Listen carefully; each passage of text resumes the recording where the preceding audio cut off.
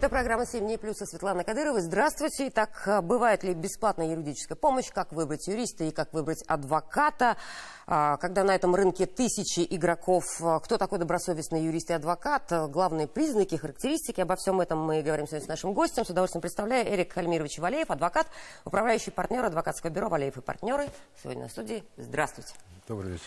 Рынок юридических услуг, на мой взгляд, растет, наверное, в геометрической прогрессии. Так же, как и рынок психологических услуг, всевозможных коучей и так далее, лже-психологов. А что происходит на рынке юридических услуг? Это вот нормальный современный тренд, что такое количество юридических компаний, частных юристов, практикующих, появляется на рынке.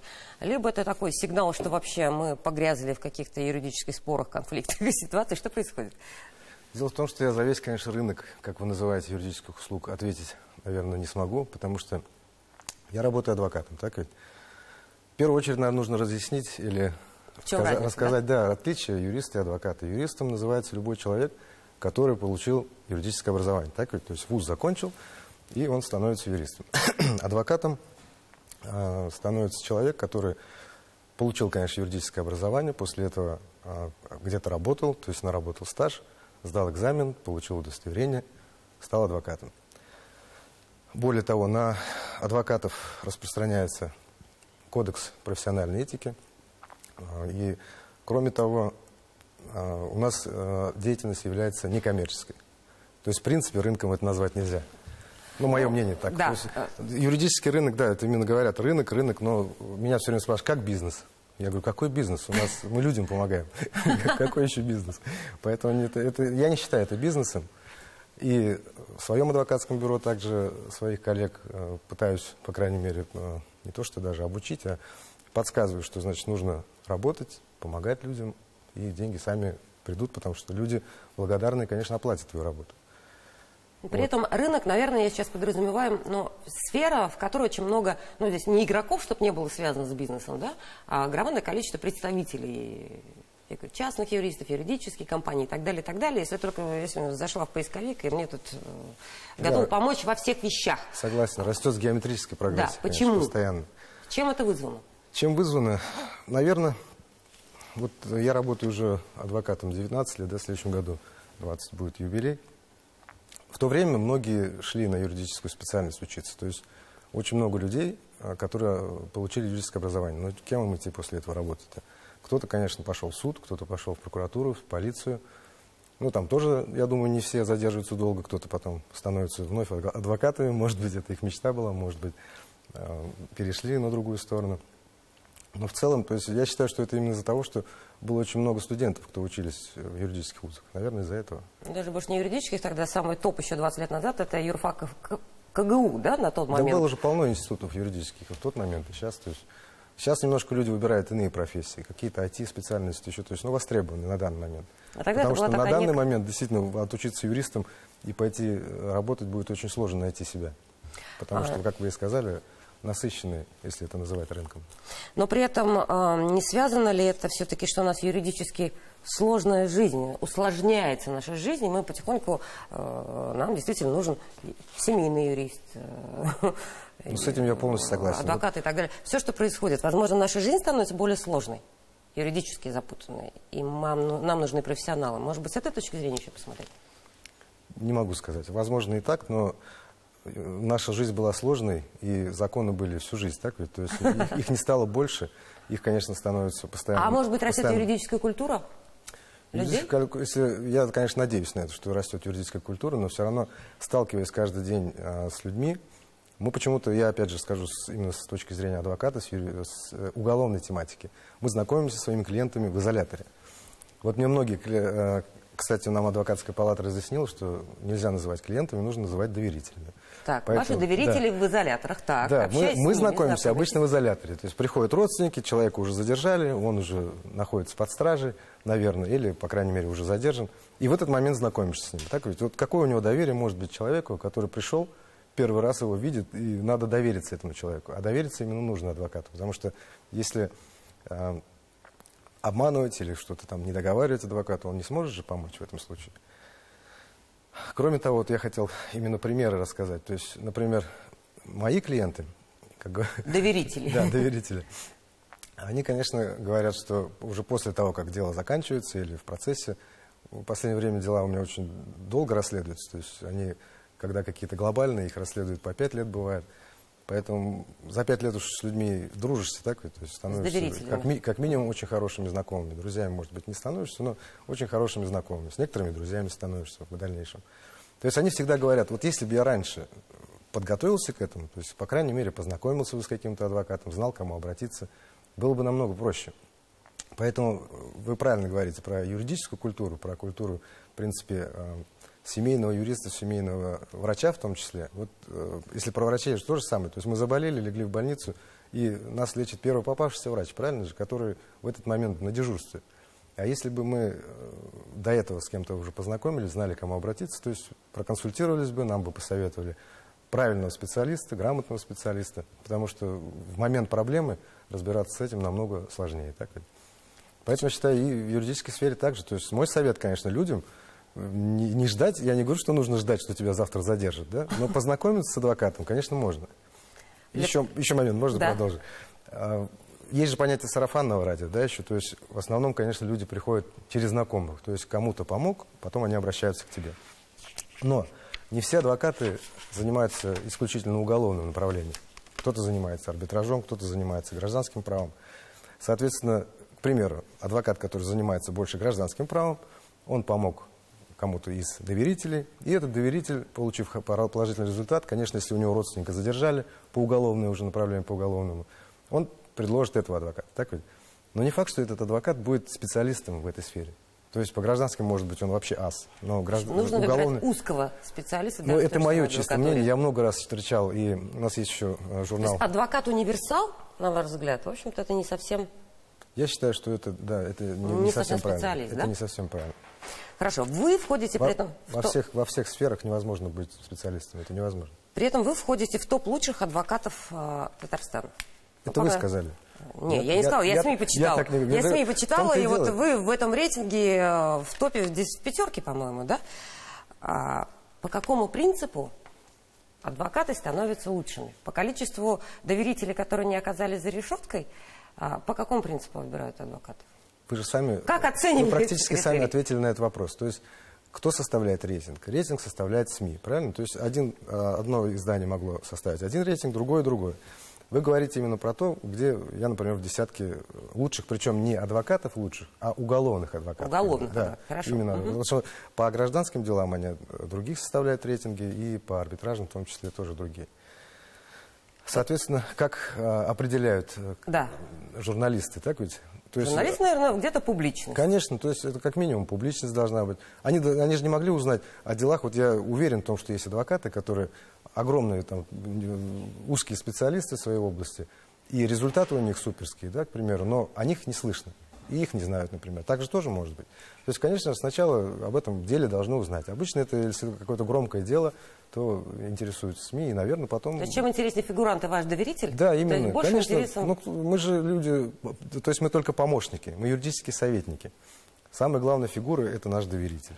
Если бы вы составляли этот рейтинг лучших адвокатов, да? Ну, для самого себя в этой ситуации, как человек с юридическим образованием в адвокатуре, вы по каким критериям бы определяли топ лучших адвокатов? Я бы только по результатам, конечно. Только по результатам работы. То есть, ну, если это по уголовной направленности, я имею в виду качество приговоров. То есть то наказание, которое получает твой доверитель.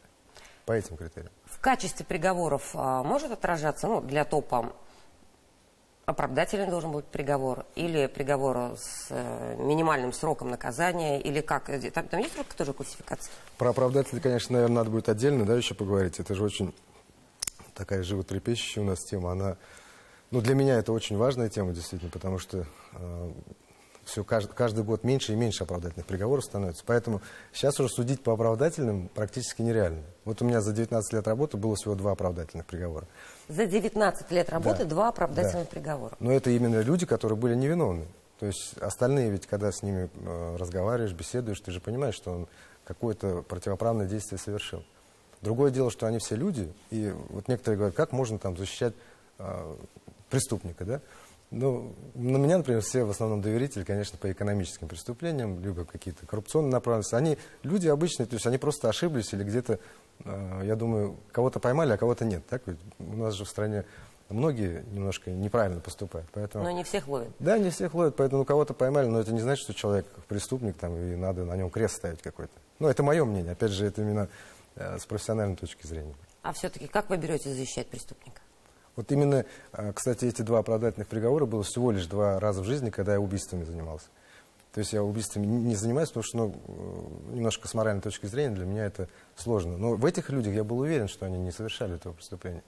Одного оправдал суд присяжных, другого оправдал федеральный суд, то есть суд общей юрисдикции. Но, конечно, через несколько отмен это практически нереально получить, потому что очень маленький процент оправдательных приговоров. Какой вопрос вы задали? Все-таки, почему вы защищаете, вот какими качествами нужно обладать? То есть, по идее, вы все равно защищаете иногда невиновных, да, как мы выясняем, иногда оступившихся и так далее, но как бы то ни было, то есть перед лицом закона они преступники в этой Какими ситуации. качествами должен обладать адвокат? Вот, по да, моему мнению. как вы включаете себя, чтобы защищать преступника? То есть вот не зря вам этот вопрос задают. Если про какими качествами должен адвокат... Вот в этой ситуации вы же берете... Да, еще раз. Вы же берете защищать. Ну? То есть вот что включаете в себе человеческое, чтобы увидеть там не преступника, а человека? Вам же приходится смотреть на него, вам же нужно с ним общаться. Я вам еще раз объясняю. У меня клиенты, они обычные люди, предприниматели. Или, например, чиновники, которые оступились, говорю. То есть они же в любом случае уже люди. Почему я должен к ним относиться как к преступникам? Я изначально так априори к ним не отношусь.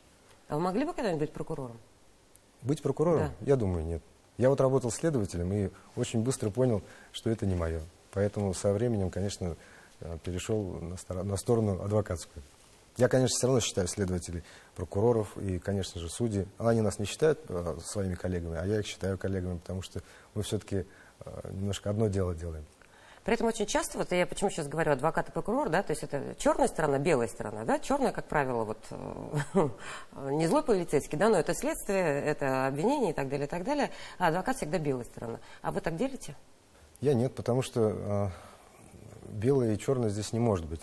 Во-первых, я говорю еще раз, если вот прям к приговорам относиться так, что оправдательное это белое, а обвинительный приговор это плохо, да, или черное, то работать уже тогда и смысла нет.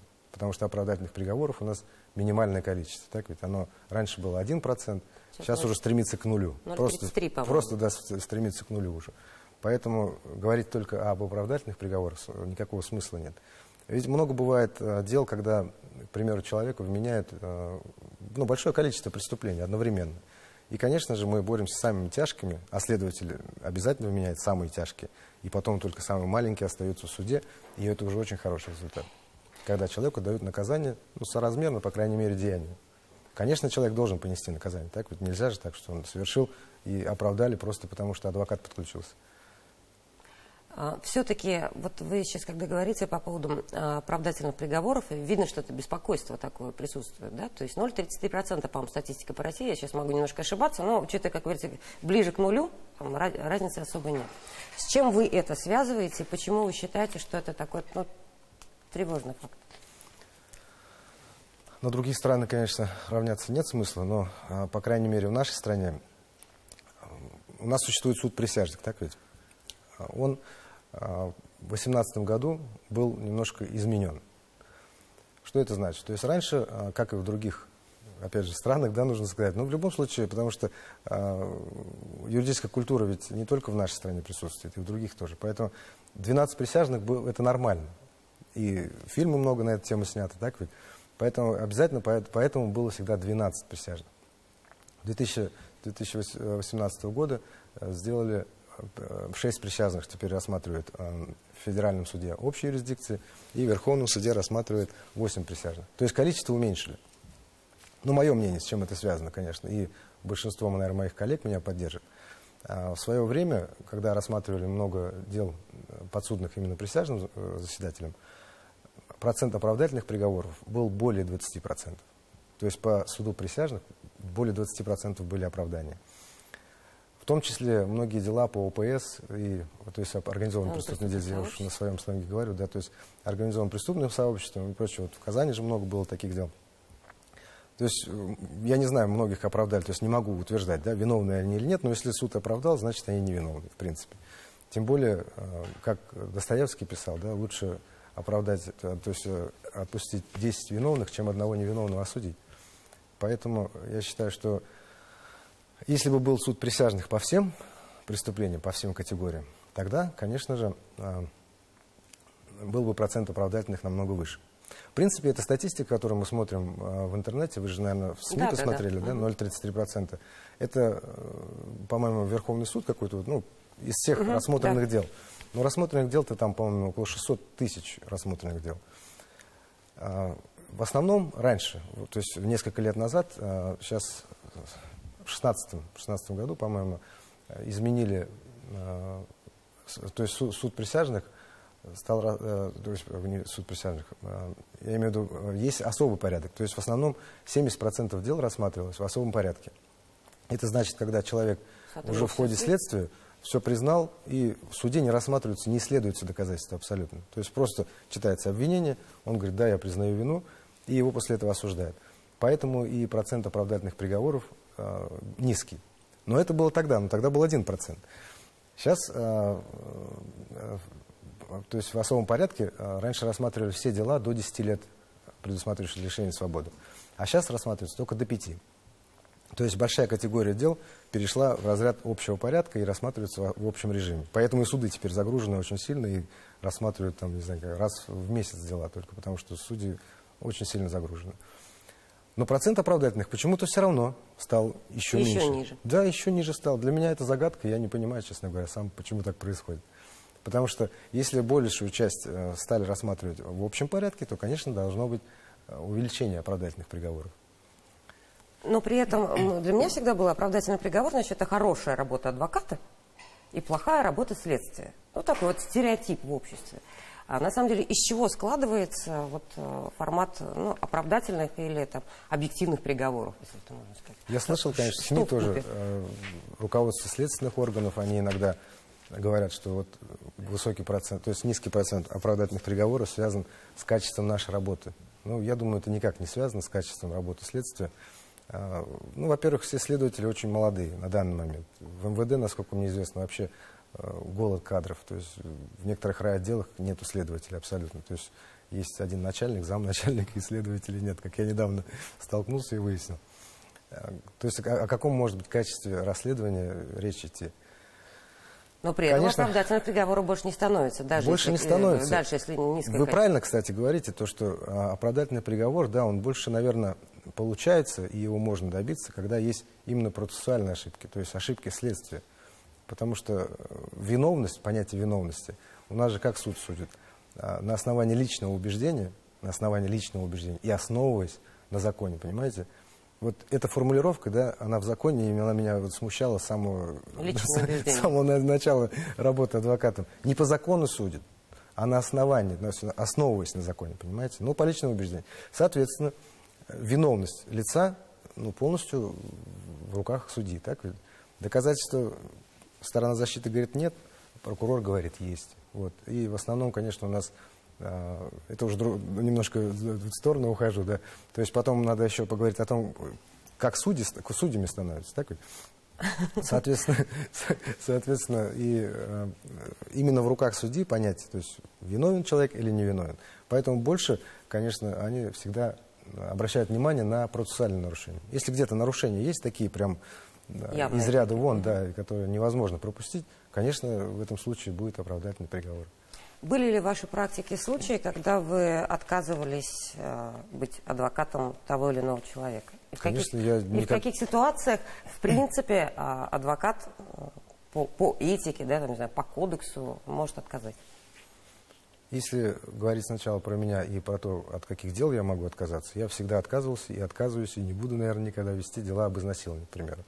Потому что для меня эта тема, очень моральный аспект там задевается полностью. Обычно эти люди бывают один на один, Доказательств никаких нет, кроме слов потерпевшей. Поэтому кто там виноват, кто не виноват, и не установишь никогда. А для меня, то есть, действительно принципиально важно понимать, человек был виновен или не был виновен. В этих делах невозможно разобраться. Я определенно считаю, что поэтому я ими не занимаюсь. Ну и кроме того, конечно, там нужно чужое нижнее белье, да, полностью исследовать, и мне это, конечно, не очень нравится. Вот второй вопрос, какой вы задали? Но в каких случаях можете отказать еще? За какие не беретесь? Нет, вы другой еще вопрос задали. Согласно кодексу этики, вообще кому можно отказать? В каком случае вы имеете право сказать, нет, вот, защищать тебя я не буду? По кодексу профессиональной этики адвокат не может, к примеру, взять защиту двоих людей, интересы которых противоречат друг другу. Вот, например, то есть одного человека он защищает, обращается второй, и у них есть противоречия в показаниях. Это имеется в виду по одному делу, если они проходят, к примеру. Ну, либо если человек еще также написано, что если в кодексе профессиональной этики у нас написано, то есть мы не можем, конечно же, идти на поводу у своих доверителей, если они просят что-то незаконное, к примеру. То есть, конечно, от такого дела нужно отказываться, если просто сделать что-то из ряда вон. А вот можете ли вы сказать своему доверителю, что вот его дело без перспектив, вообще бесперспективняк? Я так и говорю всегда. И вот зачастую люди уходят. Я даже несколько раз после этого, конечно, мне же интересно, чем закончилось. То есть я, например, сразу говорю людям, будет так, так, примерно. То есть, ну, от опыта же можешь уже сразу сказать, чем закончится дело. Примерно. Конечно, я не могу сказать наказание 6,3 года, да, например, дадут. Но могу сказать от 6 до 8 или от 7 до 8 получит человек. В принципе, из опыта уже. И когда это разъясняешь, что можно, конечно, бодаться, можно, конечно, пробовать и приложить все усилия, но результат будет такой же.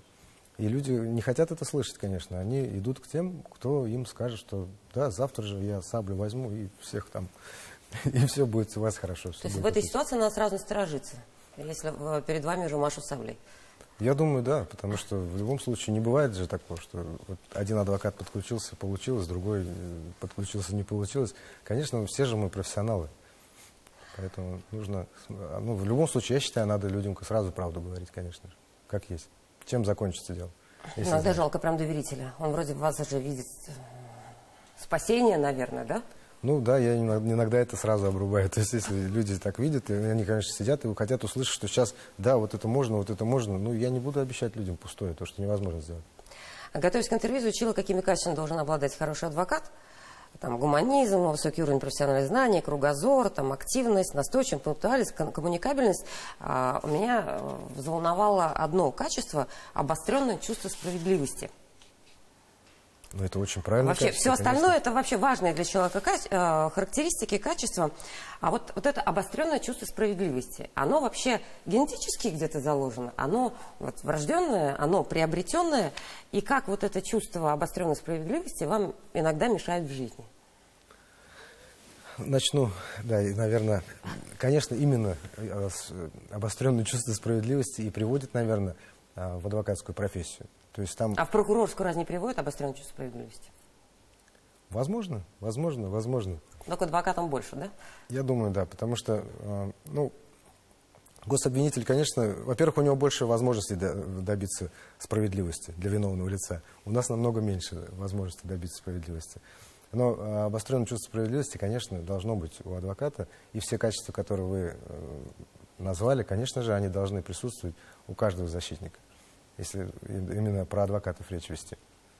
Как вы с этим обостренным чувством справедливости живете-то? Ну, я еще и по знаку зодиака весы. Для меня это вообще прям больная тема. Обостренное чувство справедливости. Конечно, это дома мешает. Потому что я представляю. В семье нужно промолчать иногда. Нужно как-то вообще не обратить внимания. Мне все время надо что-то доказывать. Но это уже профессионально. В семье же вы не обвинитель? Ну, нет, конечно. Вы там тоже адвокат? Иногда защитник детей, иногда защитник супруги.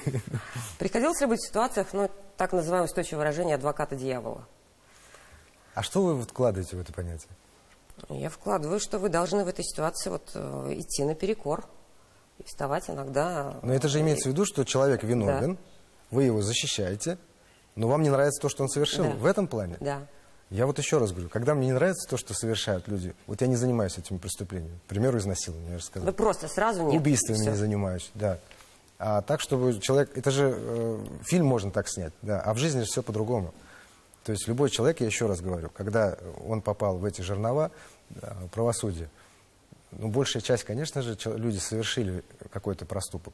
Возможно, не тот, который вменяется следствием, я еще раз говорю, потому что следствие раздувает этот мыльный пузырь до там, вам 10, нужно отделить зерна от 20 плевел. эпизодов. Там, вот попал человек, все надо ему накрутить, там эти кучу статей. Ваша задача такой более объективная. Все откинуть, плевел. доказать суду, что нет других преступлений, и оставить только то, что он действительно совершил.